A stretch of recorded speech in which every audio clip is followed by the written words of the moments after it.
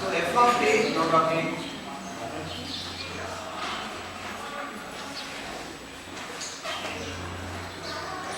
So now once if you in the previous class what I did is I just taken only one single x of t and it represented f of t in terms of x of t and we are given one relationship and based on that we have developed the equations for orthogonality and value for c. Now if you have multiple signals, what is the equation? You have to develop an equation for this. Okay, that means when you have multiple signals represented by using a single signal, what is the value of c? What is the value of mean square error? What is the value of error? Error c. Okay, these things you have to compute. Okay, as you normally go ahead. Now, how is that I can write this f of t minus is equal to what is that I can write this as sigma. Okay, n is equal to 1 to this. We put capital N this for representation. So n is equal to 1 to n. Okay, c n xn of t. When you expand all this summation, you will get this increase. Okay, now this is going to be your f of representation, right? So after you get this f of representation, then about this. You already be dealt with all this.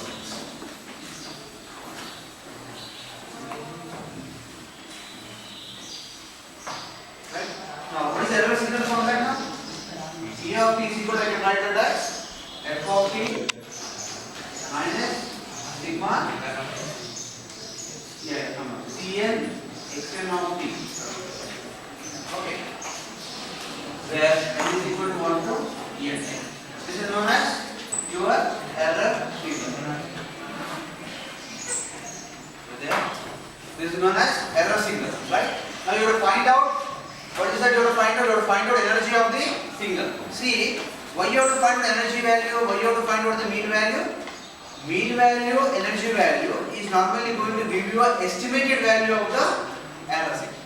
To get estimation, you should get a value. If you don't have a value, you cannot estimate it. I want to estimate the rating of a student. How do I estimate the rating of a student? With the marks. If she got 90% marks, I estimate the student that I rate the student as that he is above average. If he got less than 60% means he is something like below average. Some kind of analysis I will do, okay, with the estimation. That means to estimate a signal, we should get into a value. So now in order to get into a value, we have to find out the average value. Okay, our energy signal. That means here E is equal to what I can write as integration T1 T2 E of t square t. What does it mean? This is known as energy signal. Energy of a error signal. E stands for energy of error signal. Energy of error signal is known as E. Now once you find out this energy means you will be getting the value of energy. Right. So we have to find out E of t now to find out energy of the signal. Now to find out the mean value, mean square value, same story. Mean square value means we are going to find out E bar. Okay, as mean square value 1 by T2 minus T1 integration, everything is same. Or else into I can say E, which is going to give the mean square of the error. Okay. So with these two values, we can estimate the error value of the signal. Okay. You can take the notes later on. From my notes. Okay.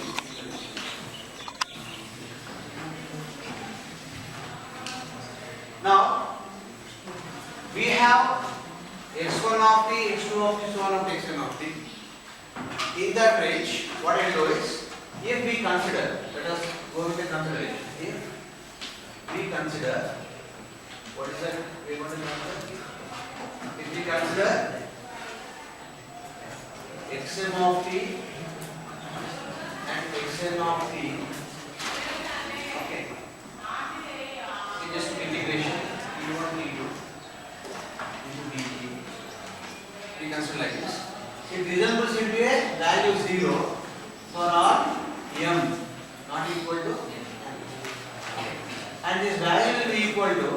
If m is equal to n, what is the value? This equation. I have infinite number of orthogonal functions. So from them, I just integrate like this: xn of t, xn of t, from all those values. And I put a condition that if m is not equal to n, means these two signals should be orthogonal to each other. If you multiply those two signals which are orthogonal to each other, the result should be equal to 0. That is the principle of orthogonality, concept of orthogonality. Okay. So that means the result should be equal to 0.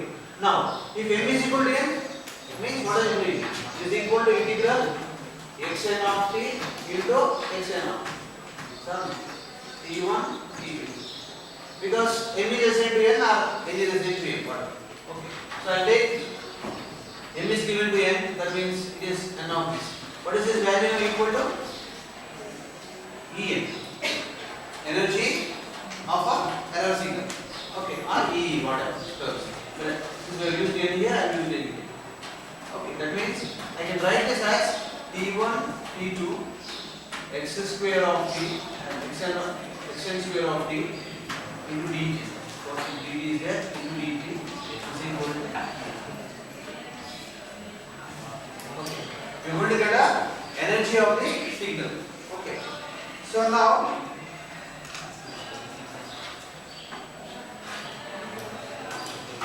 we try to represent energy of a signal now.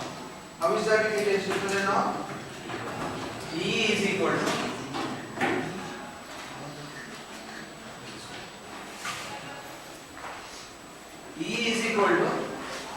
what is E that we have written?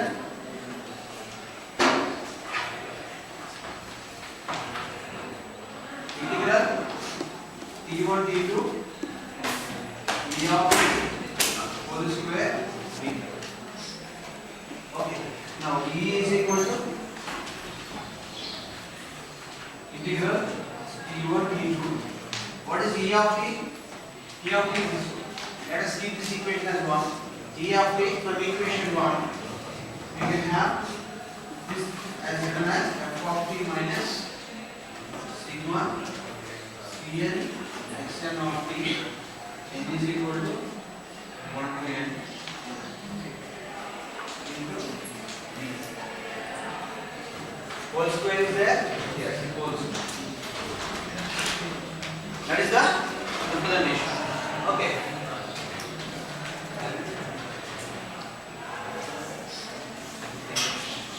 That is the representation.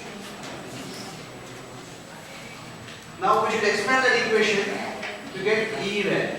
So I can write E is equal to what?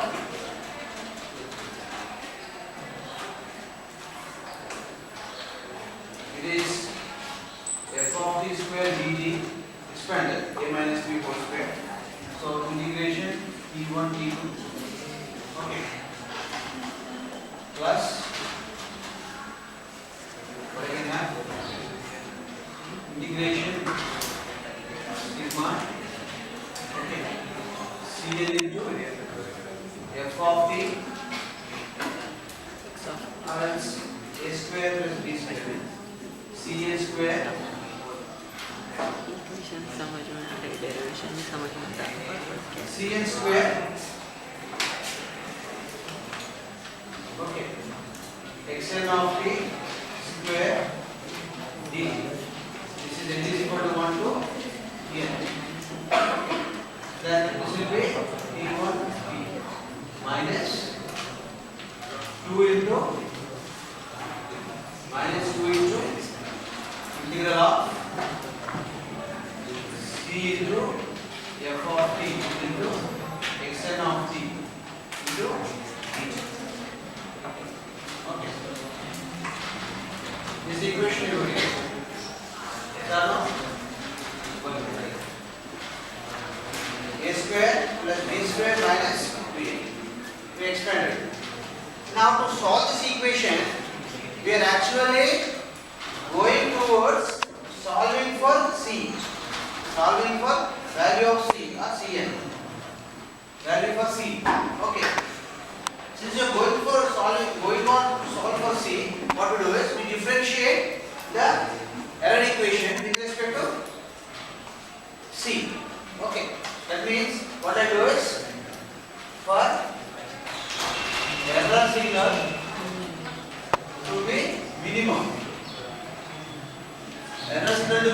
what I do? I simply differentiate E by C and I equal it to 0. Once you differentiate, you get a difference equation and equate that equal made that equal to 0. By this, we will get the value for this. Means we do dou by dou Ci into EC. EC means all this whatever we had now, right? We just put all this equation. EC equal to 0. Now we observe carefully. Do we got the term Ci? What is here? I have Ci. Here I am mentioning Cn. This is actually used for orthogonality concept. Okay. So we consider I is equal to 1, 2, 3, so on up to n, and we develop an equation for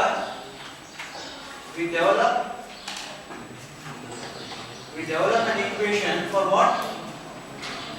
For I is equal to n. For I is equal to n. If I is not equal to n means two signals are orthogonal.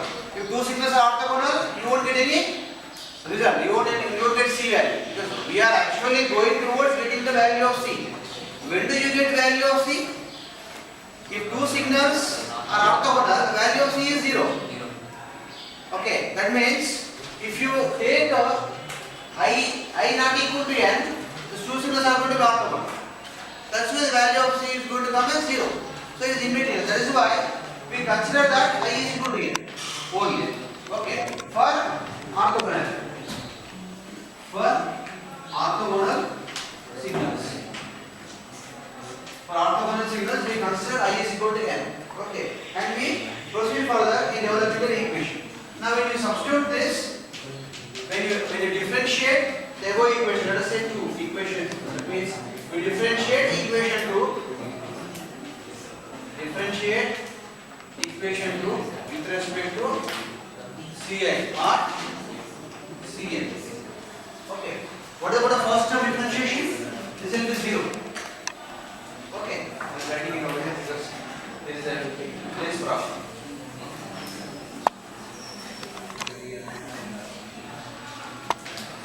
So the first one, since there is no Cn term, that first one will go into 0. Okay. So I can write error signal is equal to. What about the second case?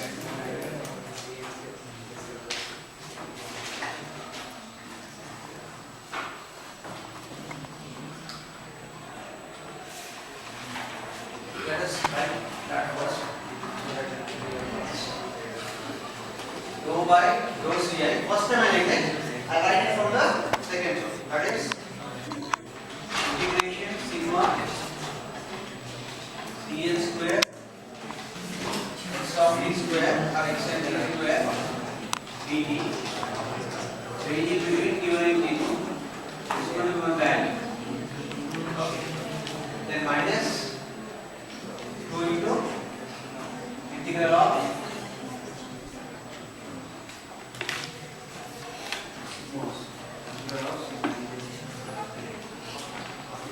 2 into integral of sigma. This is d1 dt sigma Cn x of t x of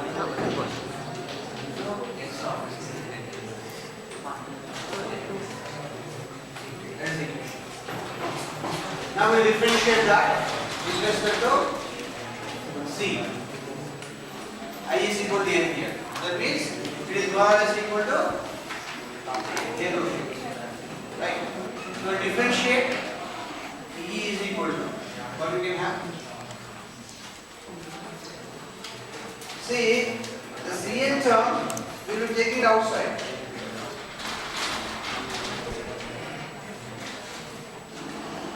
Two into Cn integral sigma Cn square. We are touching only Cn because we are differentiating just CL. Rest of these becomes constant parameters. So that means integral sigma all this term is known as constant for this differentiation. Okay, so that will become analysis. We don't touch that. Next, minus 2 CL means is 1 integral sigma f of t d1. That is the equation. So this has to be made